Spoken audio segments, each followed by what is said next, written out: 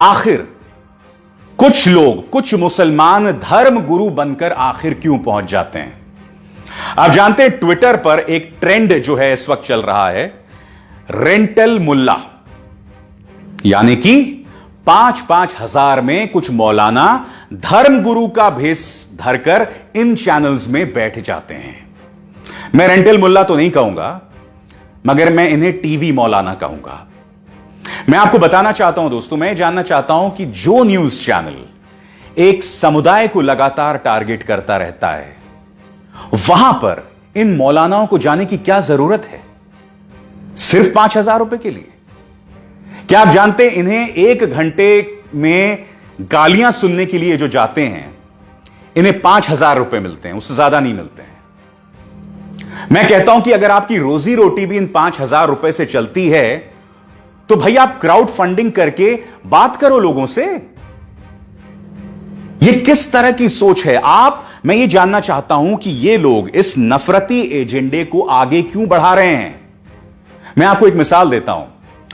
कुछ दिनों पहले एक मिसाल सामने उभर कर आई थी कि एक मुस्लिम लड़की गीता के श्लोक पढ़ रही थी, और यकीन मानिए दोस्तों, जब वो लड़की गीता के श्लोक पढ़ रही थी ना, तो बहुत खूबसूरत लग रहा था।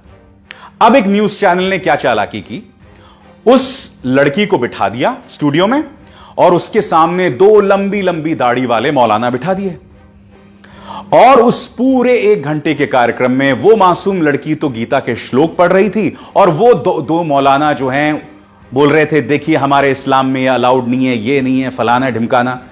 अब आप सोचिए, ये तस्वीर जब दिखाई जाती है तो इसका क्या फर्क पड़ता है आम जनमानस पर? उन 2 मौलानाओं को वहां जाने की क्या जरूरत थी?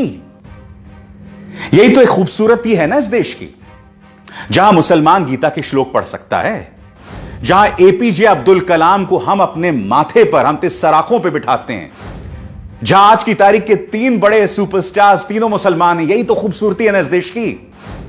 क्या ये टीवी के मौलाना इस बात को नहीं समझते हैं? आखिर क्यों चंद रुपयों के लिए तुम उन न्यूज चैनल्स पर जाके बैठ जाते हो और पूरे कौम को बदनाम करते हो? मैं आज इसलिए बता रहा हूं क्योंकि इन्हीं न्यूज चैनल्स पर जब पालघर लिंचिंग को हिंदू मुस्लिम बनाने की कोशिश की जा रही थी, ये टीवी मौलाना वहां जाकर बैठ जाते हैं। आखिर क्यों?